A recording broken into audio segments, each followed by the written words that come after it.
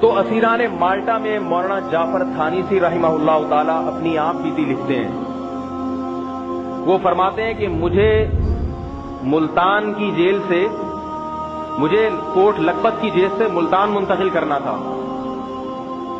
مال گاڑی میں ڈالا گیا قیدیوں کو، یہ سارے قیدی علماء تھے، اور پنجروں میں بند کیا گیا. مال گاڑی کے اندر پنجرے رکھے گئے، ان پنجروں میں کیلیں نکلی ہوئی تھی تاکہ اگر کوئی قیدی دائیں بائیں ذرا بھی ہلے تو اس کو کیل چبھے. 3 مہینے میں وہ مال گاڑی ملتان پہنچی ہے، اور یہ قیدی 3 مہینوں تک مال گاڑی کے اندر پنجرے میں رہے ہیں. یہ وہ لوگ تھے جو تحریک آزادی چلا رہے تھے کہ ہندوستان سے انگریز کو نکلنا چاہیے. یہ وہ علماء تھے. 3 مہینے میں ان کو اسی پنجرے میں کھانا دیا جاتا اور اسی میں قضائے حاجت ہوتی. اس دوران جیل پہنچتے پہنچتے کئی علماء راستے میں اذیت کے ساتھ شہید ہو گئے. فرماتے ہیں کہ جب ہمیں ملتان کی جیل میں پہنچایا گیا تو وہاں عدالت میں مقدمہ چلا، اور میں اور میرے سمیت جتنے علماء تھے سب کی پھانسی کا فیصلہ انگریز نے سنا دی. پہلے مولانا جعفر تھانیسی رحمۃ اللہ علیہ کو لا کے ان کی داڑھی صاف کی گئی. جب داڑھی صاف کی گئی تو آپ کو رونا آ گیا، رونے لگے. انگریز نے پوچھا کہ آپ رو کیوں رہے ہیں؟ ڈر گئے. فرمایا نہیں، خوشی سے رو رہا ہوں اپنی داڑھی کو دیکھ کر کہ میری داڑھی مجھ سے بہتر ہے. اس نے رب کے ہاں مجھ سے بھی پہلے قربانی پیش کر دی. میرا خون بعد میں گرے گا، میری داڑھی نے اللہ کے ہاں قربانی مجھ سے پہلے پیش کر دی. انگریز جانتا تھا کہ ان کا حوصلہ کتنا ہے. پھانسی کا فیصلہ سنایا گیا تو مولانا جعفر تھانیسی رحمۃ اللہ علیہ بیان کرتے ہیں کہ جو فوجی پھانسی کا فیصلہ ہمارے سامنے لے کر آیا، ہمیں سنایا، تو ہمارے چہروں پہ رونق پیدا ہو گئی. چہرے ایک ہوتا ہے نا کہ چہرے پر ایک تازگی پیدا ہو جائے. وہ حیران ہوا کہ تمہارے چہروں پہ رونق پیدا ہو رہی ہے موت کی خبر سن کے. اس نے اپنے آفیسر کو بتایا. وہ افسر آیا، ان سے ان کے چہروں کو دیکھا کہ چہرے پہلے سے زیادہ خوشنما معلوم ہو رہے ہیں. اس نے پوچھا یہ تم اتنا خوش کیوں ہو رہے ہو موت کی خبر سن کے؟ کہنے لگے کہ الحمدللہ ہماری آزادی کے دن آ گئے. یہی تو ہماری تمنا ہے کہ اللہ کے دین کی خاطر ہماری جان جائے، ہمیں لٹکایا جائے. اس سے بڑی ہمارے لیے اور کیا نعمت ہو سکتی؟ شہادت سے بڑی کوئی نعمت ہے مسلمان کے لیے؟ انگریز بڑا ہوشیار تھا. اس نے کہا کہ اگر تم اس موت پر خوش ہو رہے ہو تو میں تمہیں خوش ہونے نہیں دوں گا. اس نے بھی زندگی میں پہلی دفعہ ایسے قیدی دیکھے تھے جو پھانسی کی خبر سن کے خوش ہو رہے ہیں. کیا کہوں، ان کا ایک شعر تھا، کیا کہوں آزادی ہوتے ہوتے رہ گئی، کیا کہوں آزاد ہم ہوتے ہوتے رہ گئے. آزادی ہماری ہوتے ہوتے رہ گئی، اور انگریز نے ان کی موت کو عمر قید میں تبدیل کر دیا. اس وقت عمر قید 14 سال قید با مشقت کا نام تھا. اب بھی یہی ہے، 14 سال کی قید ہو گئی، پھانسی کی سزا ختم. وہاں سے پھر آپ کو مالٹا کی جیل میں پہنچایا گیا. بتاتے ہیں میرا 8 سالہ بچہ وہاں جیل میں ملنے کے لیے آیا، اور میری اہلیہ. بچہ مجھے دیکھ کے کہہ رہا ہے کہ ابو آپ کے ہاتھ میں یہ بیڑیاں کیسی ہیں؟ میں نے کہا بیٹا یہ سب اللہ کے دین کے لیے ہے، اللہ نے زندگی دی تو ملاقات ہو جائے گی، ورنہ انشاءاللہ حوض کوثر پہ تم پہ ملاقات ہوگی. یہ وہ علماء تھے جنہوں نے جیل بھرے ہیں، جنہوں نے خون بہایا. مولانا حسین احمد مدنی رحمۃ اللہ علیہ بھی ان شہ سواروں میں ہیں جو انگریز کے خلاف تحریکوں میں شریک تھے. اسیران مالٹا میں جیل قید و بند کی صعوبتیں اٹھا کر آئے. ان لوگوں نے بہت قربانیاں دی، مگر افسوس کی بات ہے آج ہماری تاریخ میں ان کی قربانیوں کا کوئی حصہ بیان نہیں کیا جاتا. جب علماء کو اتنی کثرت سے شہید کیا گیا ہے اور علماء نے اندازہ لگا لیا کہ اگر یہ سلسلہ اسی طرح چلتا رہا تو مسلمان علماء کی قیادت سے ہمیشہ کے لیے محروم ہو جائیں گے. ان کا دین کا محافظ کوئی بھی نہیں رہے گا. علماء نے اس وقت تحریک ختم کرنے کا ارادہ کیا، وقتی اور عارضی طور پر اپنے آپ کو منظم کرنے کے لیے. اس وقت ہندوستان میں کوئی دینی مدرسہ بنانے پر پابندی تھی انگریز کی طرف سے. یونیورسٹیاں بنیں گی، کالجز وجود میں آئیں گے، مگر مدرسہ نہیں بنے گا. مولانا قاسم نانوتوی رحمۃ اللہ علیہ کو 1867 میں خواب آیا.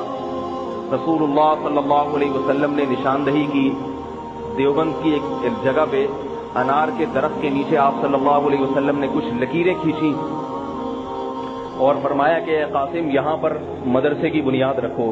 حضرت مولانا قاسم نانوتوی رحمۃ اللہ علیہ جب صبح اٹھے تو اپنے ساتھیوں کو جمع کیا اور فرمایا کہ مجھے خواب آیا ہے کہ فلاں درخت کے نیچے، وہ گاؤں تھا دیوبند کا، ایک ایسا گاؤں تھا جہاں انگریز کی پہنچ نہیں تھی، کچی آبادی اور چھوٹے چھوٹے علاقوں تک حکومت کی پہنچ نہیں ہوتی. تو وہاں پر حضرت مولانا قاسم نانوتوی رحمۃ اللہ علیہ کی کرامت تھی. جب جا کے دیکھا تو وہاں باقاعدہ نشان پڑے ہوئے تھے، جو خواب میں نبی صلی اللہ علیہ وسلم نے لگائے تھے وہ باقاعدہ نشان نظر آئے. حضرت مولانا قاسم نانوتوی رحمۃ اللہ علیہ نے وہاں ایک مدرسے کی بنیاد رکھی، ایسا مدرسہ جس میں استاد بھی صرف ایک اور شاگرد بھی صرف ایک. وسائل نہیں ہیں. پہلے جو مدارس چلا کرتے تھے حکومتیں چلایا کرتی تھیں، وقف کی زمین سے، وقف کی آمدن سے چلا کرتا تھا. انگریز نے وقف کے سارے وسائل پہ قبضہ کر لیا. اب کیسے چلے گا؟ ایک استاد اور ایک شاگرد. اور حضرت مولانا قاسم نانوتوی رحمۃ اللہ نے اعلان کیا، فرمایا اس مدرسے کی پہلی اینٹ اس سے رکھواؤں گا، اس بزرگ سے جس بزرگ نے کبھی کبیرہ گناہ تو کیا، کبھی کبیرہ گناہ کا ارادہ بھی نہیں کیا. اور پھر حضرت شاہ رفیع الدین رحمۃ اللہ علیہ کو بلایا اور ان سے مدرسے کی بنیاد رکھوائی. اس سے بھی پتہ چلتا ہے کہ اپنے گھر کی پہلی بنیاد کسی نیک آدمی سے رکھوایا کرو، اس کی برکت ہوتی ہے. بات آ رہی ہے سمجھ میں کہ نہیں آ رہی؟ اور پڑھائی کا آغاز، ایک استاد ایک شاگرد. اس شاگرد نے کھانا پینا کہاں سے تھا؟ کیونکہ اگر وہ بزنس کرتا، جاب کرتا تو پڑھتا کیسے؟ گاؤں کے ایک شخص نے ذمہ داری قبول کی کہ اس طالب علم کا سارا خرچہ پانی کس کے ذمہ ہے؟ بولو بھائی. میرے ذمہ. یہ اس لیے بتا رہا ہوں تاکہ آپ لوگ بھی یہ ذمہ داریاں قبول کیا کریں. میرے ذمہ. ایک طالب علم آیا، دوسرا آیا پڑھنے کے لیے، گاؤں کا ایک اور شخص کھڑا ہوا کہ اس کی ذمہ داری، بولو بھائی، میرے ذمہ. ہوتے ہوتے ہوتے ہوتے دیوبند کا اتنا بڑا مدرسہ بنا کہ آج تاریخ میں علماء دیوبند کا نام اگر روشن ہے، اسی انار کے درخت کے نیچے بننے والے اس مدرسے سے روشن. میرے پردادا الحمدللہ حضرت رشید احمد گنگوہی رحمۃ اللہ علیہ سے بیعت تھے. آج میں جو اس ممبر پہ بیٹھ کے آپ کے سامنے بیان کر رہا ہوں، اس کے پیچھے بھی حضرت رشید احمد گنگوہی رحمۃ اللہ علیہ کا کردار ہے، ان کی محنت ہے. اس دیوبند کے مدرسے سے اللہ نے اتنا کام لیا، ایک ایک شخصیت سے. کچھ کام تو علمی ہیں جو علماء جانتے ہیں، کچھ کام ایسے جو عوام کو نظر آ رہے ہیں.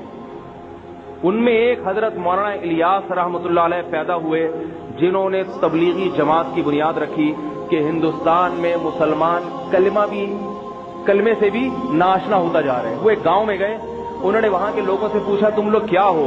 کہا ہم مسلمان ہیں. کہا کلمہ سناؤ.